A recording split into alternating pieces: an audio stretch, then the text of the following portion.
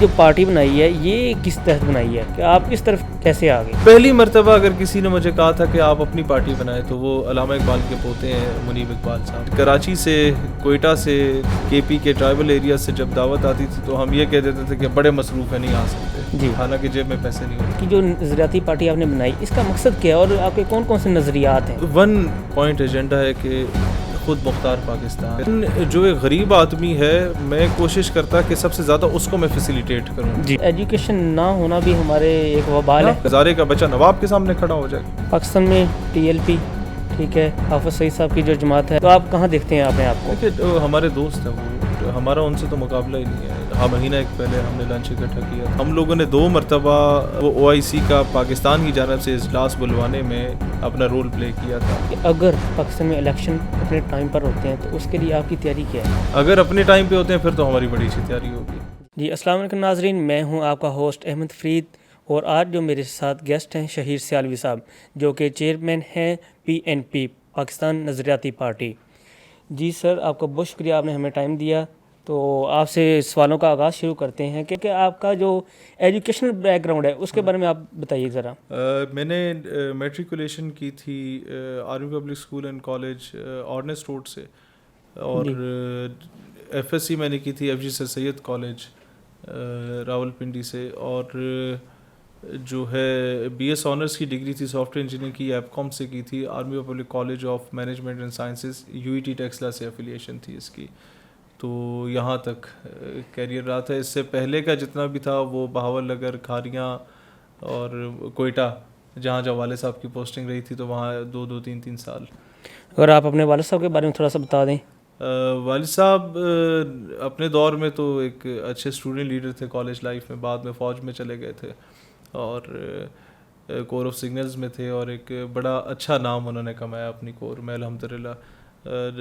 ان کی سینگ جو مجھے اکثر کہا کرتے تھے، مطلب کہتے تھے کہ یار جو جوان آج مجھے سلوٹ کر رہے ہیں یہ ایکچوئل سلوٹ نہیں ہے، this is because I am wearing uniform and having ranks at my shoulder.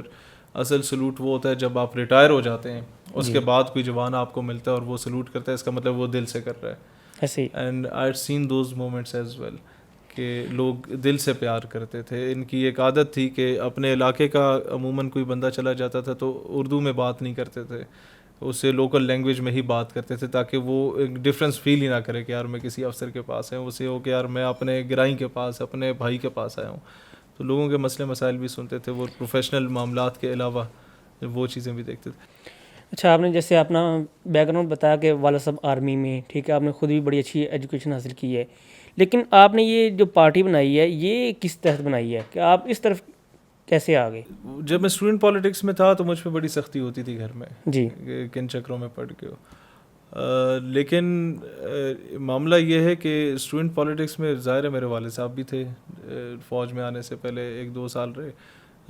میرے دونوں چچا تھے، ایک پرنسپل بنے، ایک وکیل بن گئے. کزنز میرے سارے تھے. میرا ننیال تقریباً one of them is senator A N P سے. تو وہ بالکل ہی ہمارے اپوزٹ آئیڈیالوجی کی اسٹوڈنٹ یونینس کو لیڈ کیا کرتے تھے.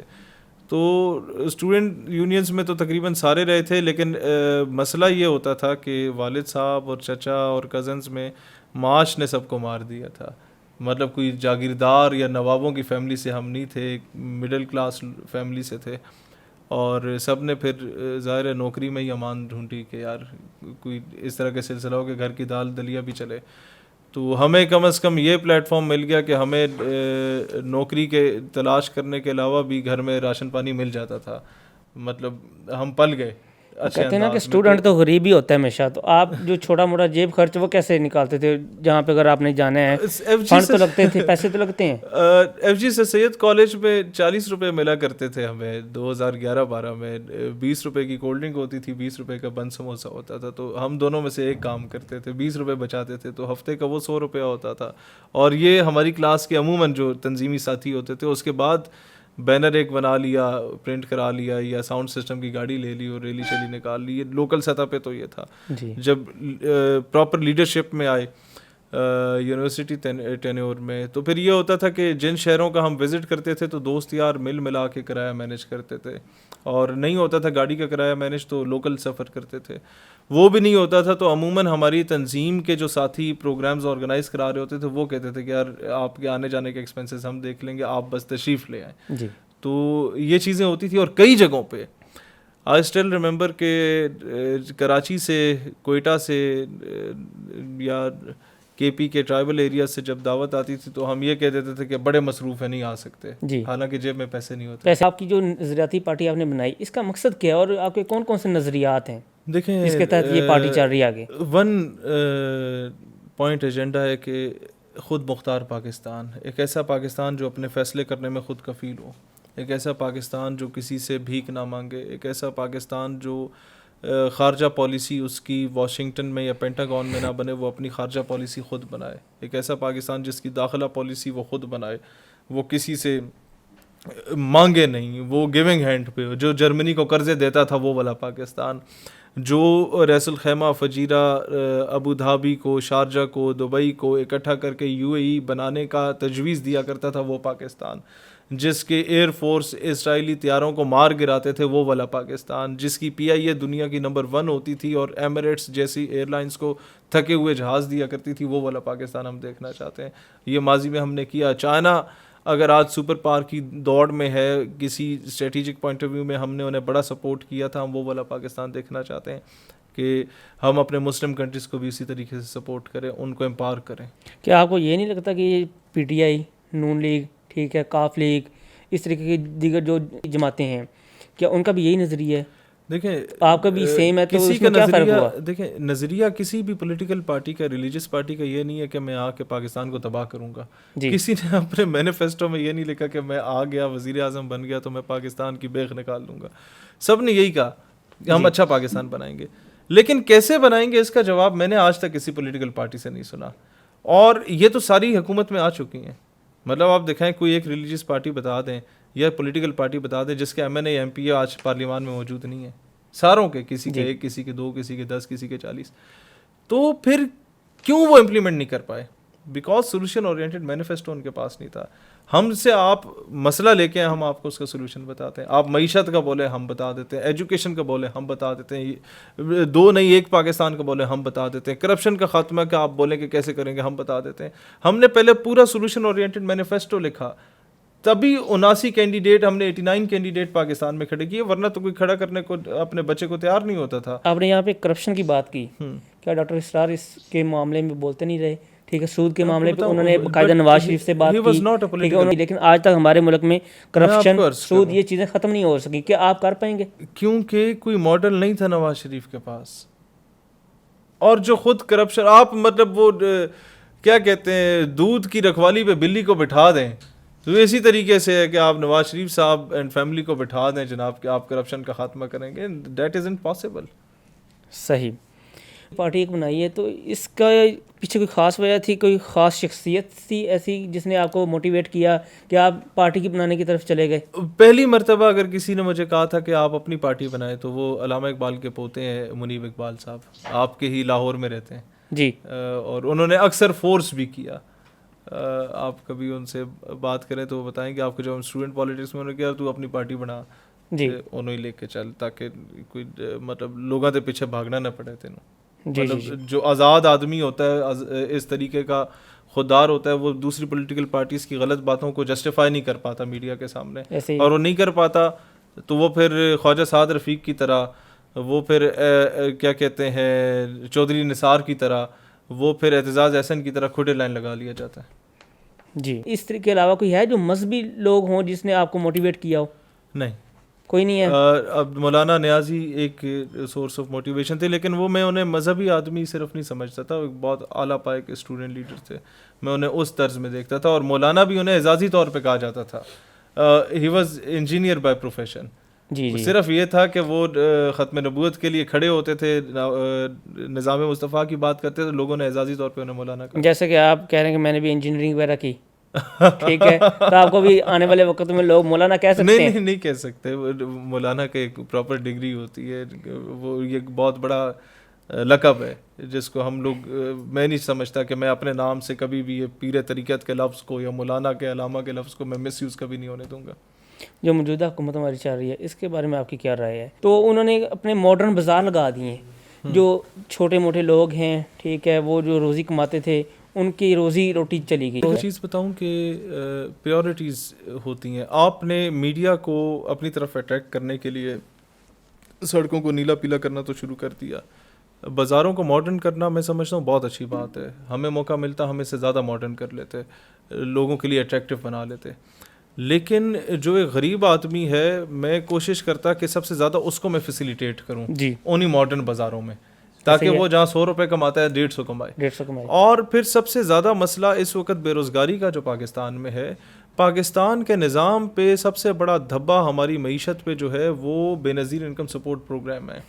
جس ملک کا تعلیم کا بجٹ جو ہے وہ 65 ارب روپیہ ہے, جس ملک کا ہیلتھ کا بجٹ 27 ارب روپیہ, اس ملک کا بے نظیر انکم سپورٹ پروگرام کا بجٹ 600 ارب روپے ہے خیراتیں بانٹنے کا, جہاں آپ 9 ملین خاندانوں کو مہینے کی پہلی 2-3 تاریخوں میں بوڑھے خواتین کو, بہنوں کو, بیٹیوں کو آپ جو ہے کھڑا کر دیتے ہیں اس کے باہر, یوٹیلیٹی سٹورز کے باہر, کہ آپ کو آٹے کا تھیلا ملے گا جس میں شہید محترمہ کی یا میاں صاحب کی تصویر لگی ہوگی, وہ ہم تھوپ کے آپ کو دے دیں گے کہ ہم نے آپ کے پیسوں سے آپ کے اوپر بڑا احسان کر لیا. بنگالی کیوں ہم سے آگے نکلے؟ انہوں نے شیخ مجیب الرحمان انکم سپورٹ پروگرام نہیں بنایا, جی ان لوگوں نے کاٹیج انڈسٹریز بنائی. چینی ہمارے ساتھ آزاد ہوئے کیوں آگے گئے؟ کاٹیج انڈسٹریز میں گھر میں 3 بیٹیاں, تینوں کی تینوں کو سلائی کڑھائی کا کام سکھا کے سرکار نے مشینیں دی ہوئی کہ بناؤ اور بیچو, جو نہیں بکتا مارکیٹ میں ہمیں دو, ہم سی پیک کے روٹ پہ چڑھا دیں گے, مڈل ایسٹ سینٹرل ایشیا میں خود بیچیں گے. ریاست ان کو سپورٹ کرتی ہے. ہم یہی کام 600 ارب روپے کو ختم کریں گے خیراتوں کے پیسوں کو, اور جن کے گھروں میں خیراتیں جا رہی ہیں سب سے پہلے ان کو کاٹیج انڈسٹریز لگا کے دیں گے, جی تاکہ 1 سال کا بجٹ 600 ارب روپیہ ان کے لیے یوٹیلائز ہو, 90 لاکھ خاندانوں کے لیے, اور وہاں پہ سٹاپ ہو جائے. اگلے سال نئے 90 لاکھ لوگوں کو ہم یوٹیلائز کریں, نئی کاٹیج انڈسٹریز لگا کے دیں.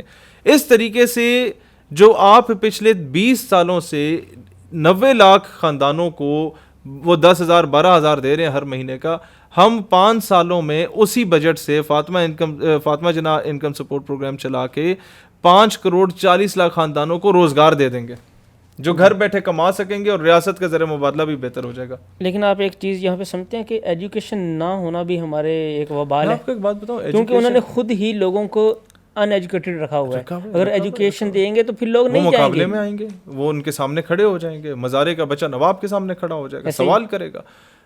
میں رجحان میں گیا تھا تو یہی مسئلہ بنا تھا ہمارے ساتھ. ایک عام لوگوں نے ہمارا جلسہ رکھا اور نوابوں نے کینسل کروا دیا. کوٹ مٹھن میں گیا, یہی ہمارے لیے مسئلہ بنا. رحیم یار خان کے آس پاس جن جن خطوں میں ہمارے پروگرامز تھے کینسل ہوتے جاتے, لیکن میں جا کے سڑک بھی خطاب کراتا تھا.